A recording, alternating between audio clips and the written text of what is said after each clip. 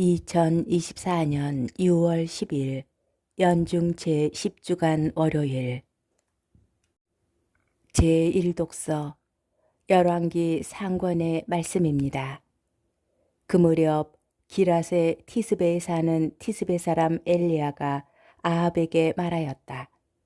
내가 섬기는 살아계신 주 이스라엘의 하나님을 두고 맹세합니다. 내 말이 있기 전에는 앞으로 몇 해 동안 이슬도 비도 내리지 않을 것입니다. 주님의 말씀이 엘리야에게 내렸다. 이곳을 떠나 동쪽으로 가 요르단강 동쪽에 있는 크릿 시내에서 숨어 지내라. 물은 그 시내에서 마셔라. 그리고 내가 까마귀들에게 명령하여 거기에서 너에게 먹을 것을 주도록 하겠다.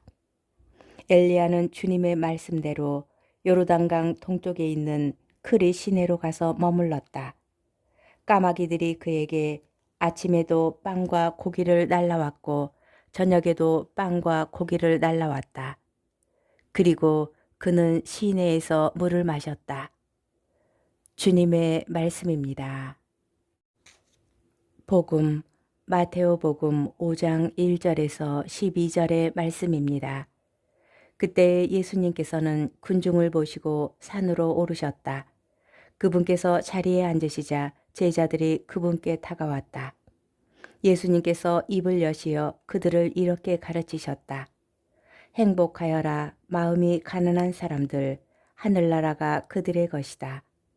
행복하여라 슬퍼하는 사람들, 그들은 위로를 받을 것이다. 행복하여라 온유한 사람들, 그들은 땅을 차지할 것이다. 행복하여라 의로움에 줄이고 목마른 사람들, 그들은 흡족해질 것이다. 행복하여라 자비로운 사람들, 그들은 자비를 입을 것이다. 행복하여라 마음이 깨끗한 사람들, 그들은 하느님을 볼 것이다. 행복하여라 평화를 이루는 사람들, 그들은 하느님의 자녀라 불릴 것이다. 행복하여라 의로움 때문에 박해를 받는 사람들, 하늘나라가 그들의 것이다.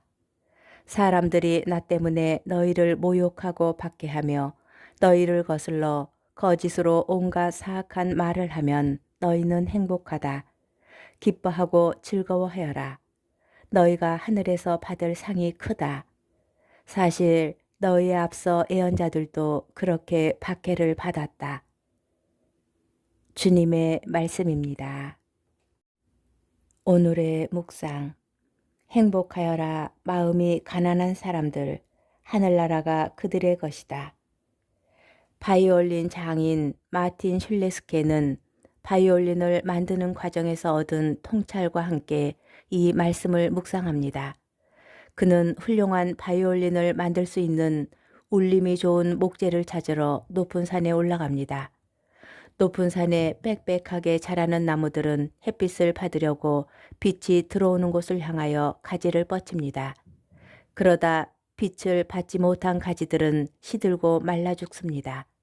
그러면 나무는 부담이 되는 죽은 가지를 떨구어 냅니다.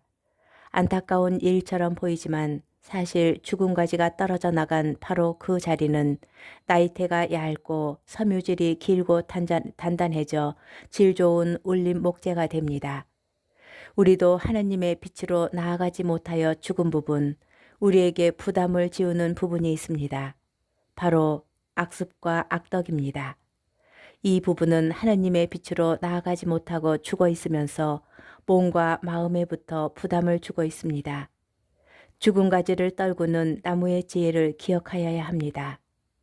가지를 떨구는 순간에는 아프고 고통스럽겠지만 그 자리는 자신의 고집이 얇아지고 성품이 더 단단해져 아름다운 삶의 울림을 낳는 목재가 됩니다. 모든 것을 취하지 않고 해로운 것을 버리는 사람이 바로 마음이 가난한 사람입니다. 악습과 악덕이 자신에게 해가 되는 것을 알면서도 너무 달콤하여 버리고 싶지 않기도 합니다. 또는 이것을 잘라내는 과정이 너무나 고통스러워 잘라내지 않기도 합니다. 달콤한 것을 버리고 고통을 받아들이는 삶이 바로 마음이 가난한 삶이며 그 삶은 우리를 하늘나라로 이끌어 줄 것입니다.